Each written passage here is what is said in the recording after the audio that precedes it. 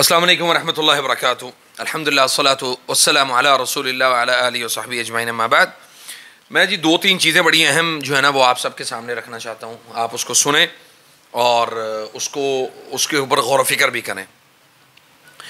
کہ آپ نے دیکھا ہوگا کہ اکثر لوگ جو ہیں وہ کبھی اپنی تعبیر جو ہے نا وہ مطلب فلاں بندے کو بتا رہا ہے، وہ مطلب ہر بندہ معبر بنا ہوا ہے، ہر بندہ معبر کی سیٹ سنبھال کے بیٹھا ہوا ہے۔ حالانکہ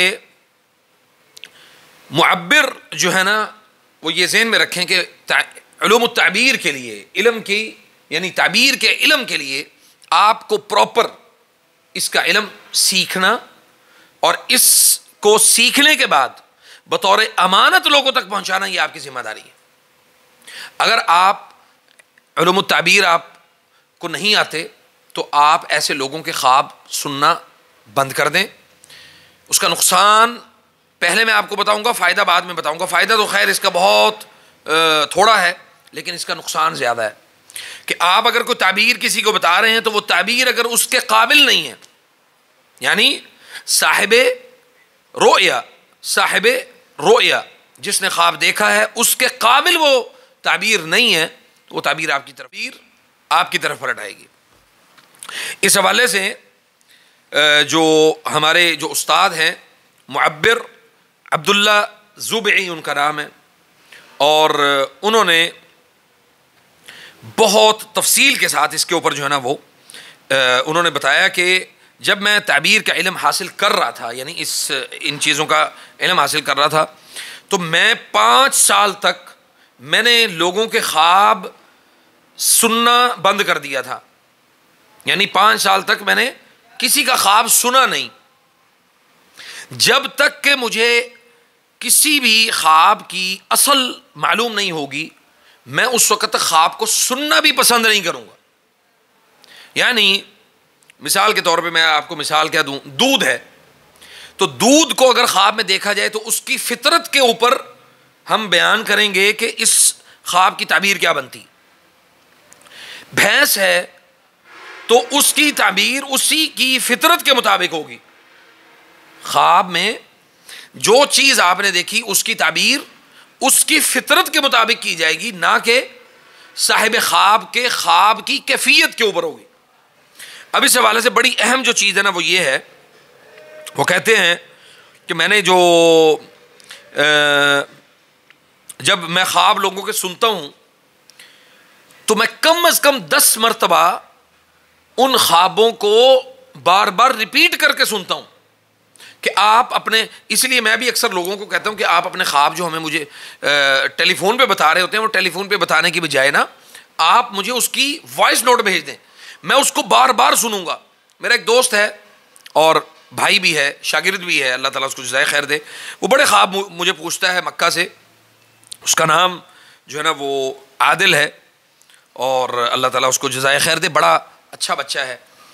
تو وہ کیا کہتا ہے جی، وہ کہتا ہے جی شیخ میں نے آپ کو خواب بھیجا، آپ مجھے اس کی تعبیر نہیں بتا رہے۔ میں نے کہا کہ میں نے ایک خواب کو 20 مرتبہ سنا، مجھے اس کی تعبیر سمجھ ہی نہیں آئی، میں اس کی تعبیر آپ کو کیسے بتا دوں؟ اس کو میں نے بارہا سنا اتنا سنا کہ وہ خواب مجھے اس کے جو اپس اینڈ ڈاؤنس تھے وہ سمجھ ہی نہیں آ رہے تھے، تو میں نے اس کی تعبیر نہیں بتائی۔ اور بعض لوگ اس چیز کے اوپر بھی تکرار کر رہے ہوتے ہیں کہ جی آپ ہمیں ہم آپ کو خواب بتائیں گے تو آپ اسی وقت تعبیر بتائیں، اس کی تعبیر کیا ہوگی؟ اب جب تک میں خواب کو بار بار ریپیٹ کر کے اس کو سن کے اس کی تعبیر کا صحیح نچوڑ نہ نکال لوں میں تب تک تعبیر نہیں بتاؤں گا، کیونکہ یہ تعبیر ایک امانت ہے۔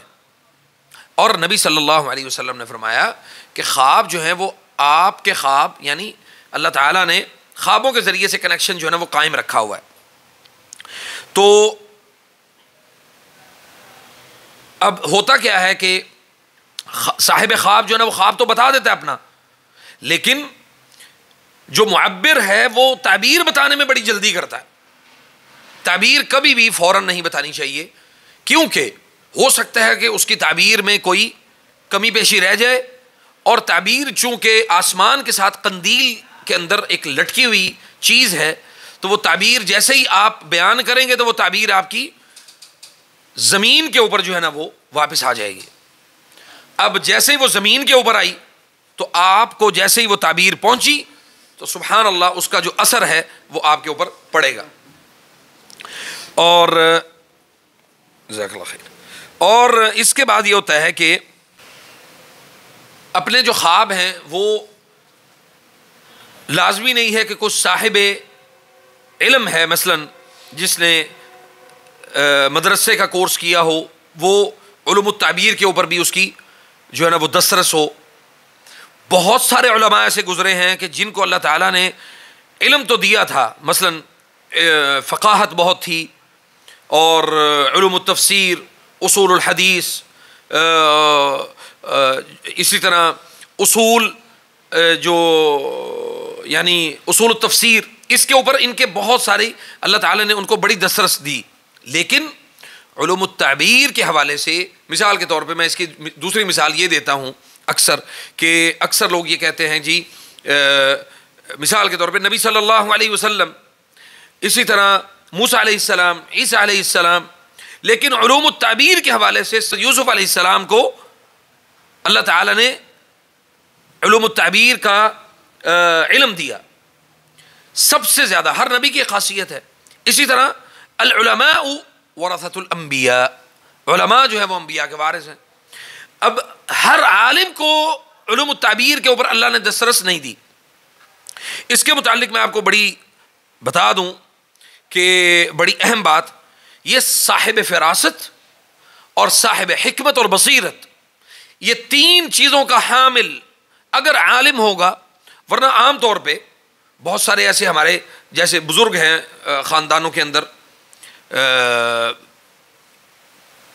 پرانے ضعیف العمر جو لوگ ہیں, وہ اکثر خوابوں کی تعبیر کا علم بتا رہے ہوتے ہیں. ان کو ہم یہ کہہ سکتے ہیں کہ وہ صاحب فراست ہیں لیکن صاحب علم نہیں ہیں. بعض لوگ جو ہیں وہ 5 جماعتیں بھی نہیں پڑھے ہوتے اور وہ اپنے خاندان کے بڑے بڑے فیصلے کر رہے ہوتے ہیں. تو وہ صرف اور صرف اس وجہ سے کر رہے ہوتے ہیں کہ اللہ تعالیٰ نے ان کو حکمت اور بصیرت کا علم اللہ نے دیا ہوتا ہے. جیسا کہ اللہ تعالیٰ نے قرآن کریم میں ارشاد فرمایا کہ یؤتی الحکمت فقد اوتی خیرا کثیرا, جس کو ہم نے حکمت دے دی اس کو خیر کثیر ہم نے دے دی.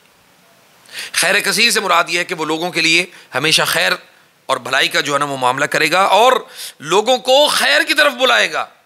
اور یہ بھی اصول التعبیر کا ایک اہم اصول ہے. علوم التعبیر کا اہم اصول یہ ہے کہ آپ اگر کسی بھی صاحب خواب کی خواب کو اگر آپ اپنے اندر وہ سمجھتے ہیں کہ یہ خواب مثال کے طور پہ اس کی تعبیر اچھی نہیں ہے, اس کی تعبیر غلط ہو سکتی ہے, تو اس تعبیر کو لوگوں کے سامنے بیان کرنے سے گریز کرنا چاہیے. اور اگر آپ یہ سمجھتے ہیں کہ یہ تعبیر ہم بتا دیں گے اور تعبیر اچھی بھی نہیں, تو پھر آپ سمجھ لیں کہ آپ صاحب فراست نہیں ہیں.